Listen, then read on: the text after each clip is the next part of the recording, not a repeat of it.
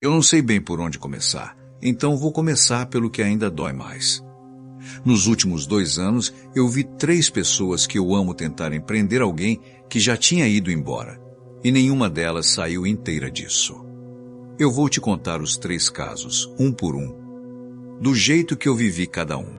E se você já pensou em fazer uma amarração, ou conhece alguém que fez, eu preciso que você ouça até o final antes de decidir alguma coisa.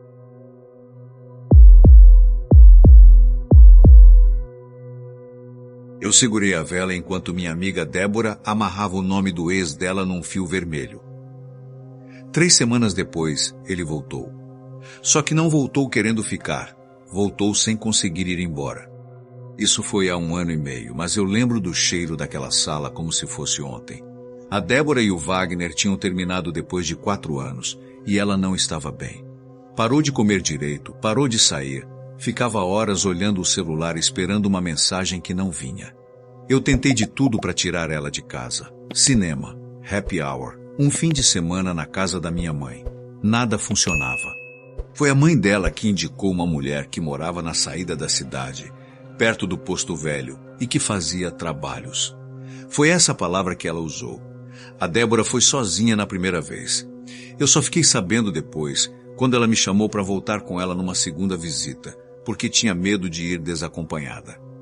No carro, eu lembro de pensar que aquilo era só um jeito dela se sentir no controle de novo. Achei que fosse só uma forma de ter esperança. Não vi problema nenhum.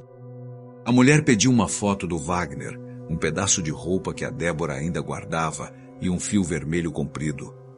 Benzeu tudo, acendeu 3 velas brancas e uma vermelha e foi amarrando o fio em nós enquanto falava baixinho, quase cantando.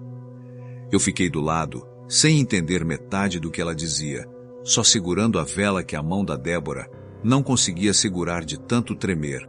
No fim, a mulher enrolou o fio numa foto do Wagner e mandou a Débora guardar debaixo do colchão, do lado do coração, por 7 dias. Na primeira noite não aconteceu nada. Na segunda, o Wagner mandou mensagem, coisa que não fazia havia 3 meses. Oi? Tudo bem? Só isso. A Débora achou que era o começo de tudo dando certo. No 4º dia, ele apareceu na porta do trabalho dela sem avisar, dizendo que sentiu vontade de ver ela do nada. Ela me ligou empolgada.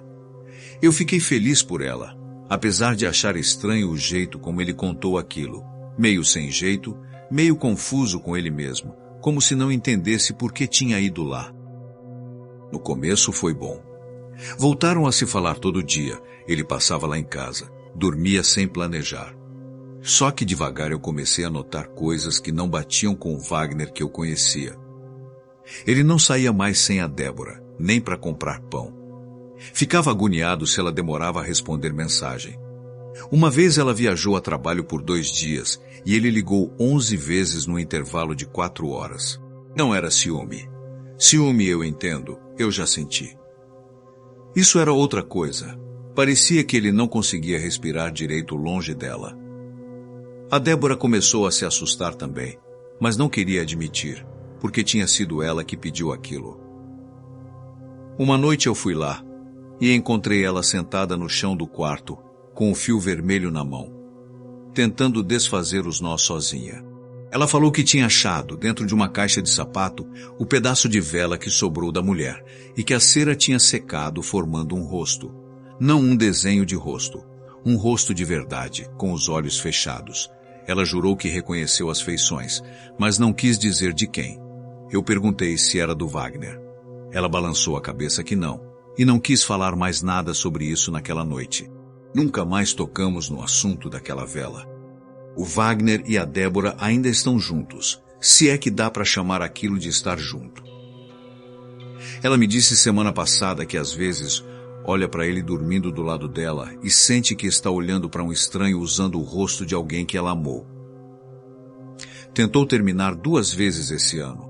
Nas 2 ele teve uma crise que ela nem sabe descrever direito. Só disse que foi horrível e que prefere não passar por aquilo de novo. Eu não sei se o que prendeu o Wagner foi mesmo alguma amarração, ou se foi só a cabeça dele que ficou ruim depois de tanta coisa. Eu juro que não tenho como provar nada disso. Só sei que guardei a caixa de sapato com o resto da vela. E de vez em quando, sem eu pedir, ainda sinto o cheiro dela pela casa. Cera queimada, bem de leve, mesmo sem nenhuma vela acesa perto. Essa história aqui é real para quem me contou, mas eu não tenho como confirmar o que aconteceu de fato com o Wagner. Pode ter sido a amarração, pode ter sido outra coisa que eu nem sei nomear direito. O que eu sei é que rezadeira nenhuma explica um homem virar refém da própria mulher que ele diz amar. Vocês já ouviram falar de alguém que fez amarração e se arrependeu depois? Comenta aqui embaixo, porque o próximo relato é ainda mais estranho, e esse eu vivi de mais perto do que eu queria.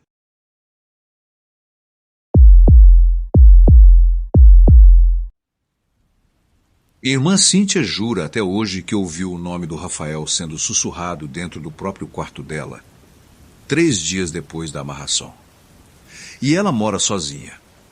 A Cíntia e o Rafael namoraram escondido da família por um tempo, porque ele era mais velho e minha mãe não gostava. Quando ele terminou, do nada, num áudio de 2 minutos, ela ficou arrasada.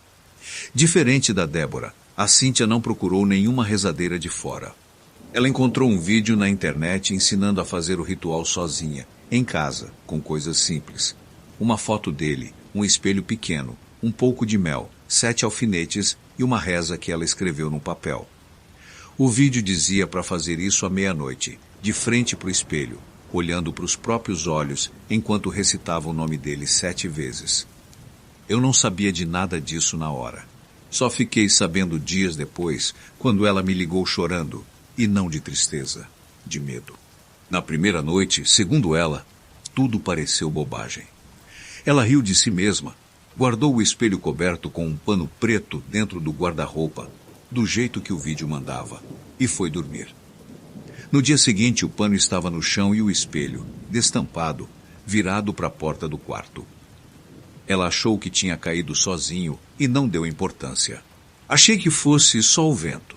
Ela me disse, mesmo sabendo que a janela do quarto dela nem abre direito.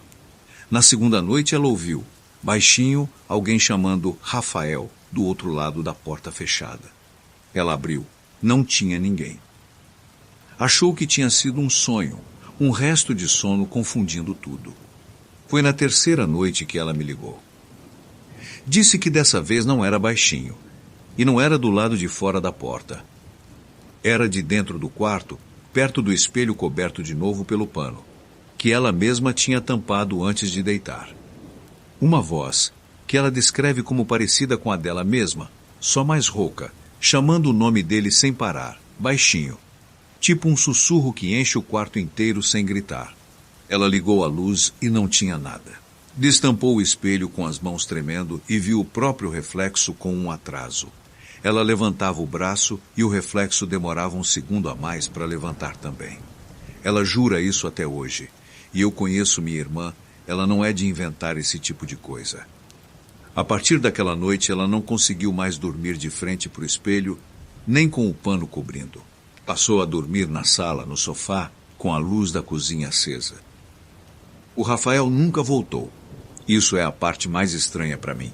O ritual não trouxe ele de volta, nem incomodou ele de forma nenhuma, pelo que a gente sabe.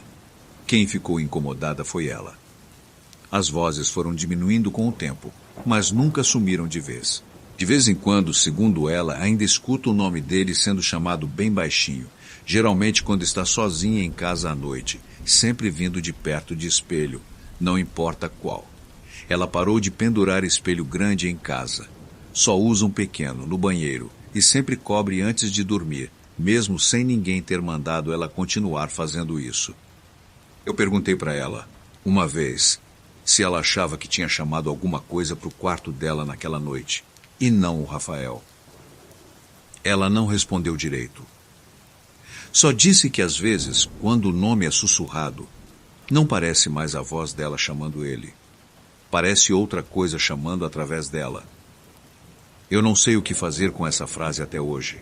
Só sei que evito dormir na casa da minha irmã com a porta do quarto fechada e que, se um dia eu vir um espelho destampado sozinho de novo, eu não vou ficar para descobrir o motivo.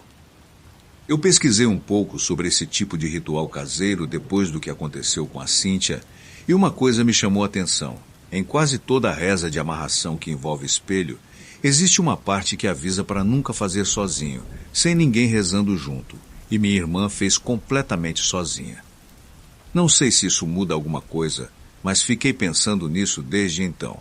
Vocês acham que existe diferença entre fazer um ritual desses acompanhado ou sozinho? Deixe a sua opinião nos comentários.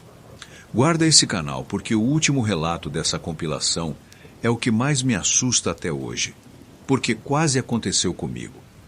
A última história é a que eu menos gosto de contar, porque foi minha vizinha quem fez a amarração. Só que o nome que ela usou não era o nome certo.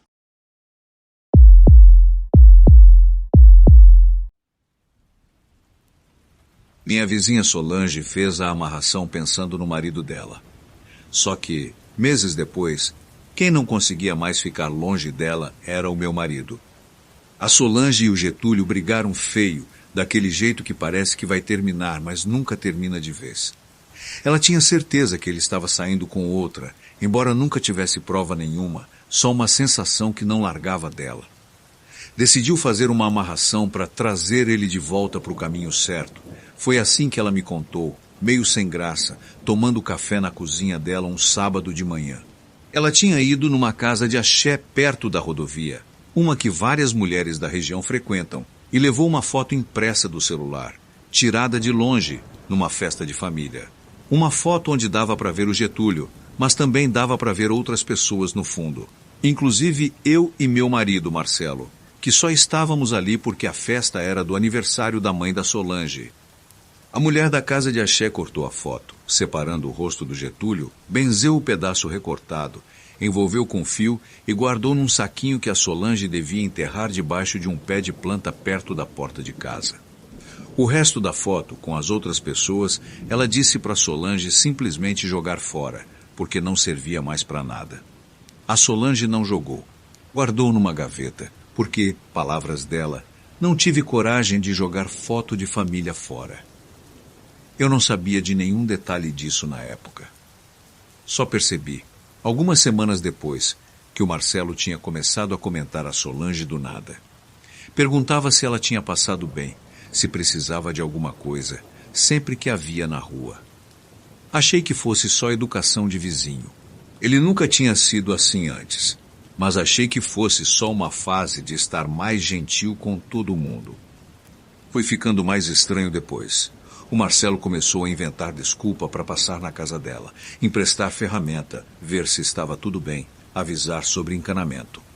A Solange também notou e ficou sem graça, mas continuava aceitando a ajuda dele, sem entender direito por que ele estava tão em cima. Uma noite ela veio até nossa casa, nervosa, para me mostrar uma coisa. Era a foto que tinha sobrado, guardada na gaveta desde a visita à casa de axé. No pedaço que restou, onde devia estar só o fundo da festa, dava para ver o rosto do Marcelo.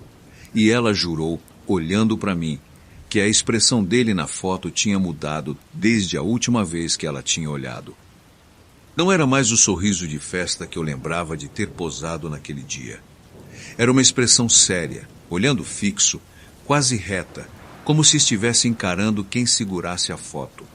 Eu ri na hora, decidida a não acreditar, mas guardei aquela foto comigo mesmo assim, sem saber explicar por quê. O que ficou depois disso eu não sei bem como resumir. O Marcelo e eu ainda estamos casados, e ele nunca fez nada que eu pudesse chamar de errado. Só ficou com essa atenção estranha voltada para Solange, que nunca mais sumiu de todo, mesmo depois de eu ter pedido para ele se afastar. A Solange voltou com o Getúlio. Aliás, meses depois, então o que ela pediu nem chegou a funcionar do jeito que ela queria. Fiquei pensando bastante tempo se o problema foi ela ter usado a foto errada ou se o problema foi ela não ter jogado fora o pedaço que sobrou do jeito que a mulher mandou. Eu ainda tenho aquela foto guardada numa caixa, junto com outras coisas antigas. De vez em quando eu abro só para checar a expressão do Marcelo ali dentro. Queria poder te dizer que ela voltou ao normal. Não voltou.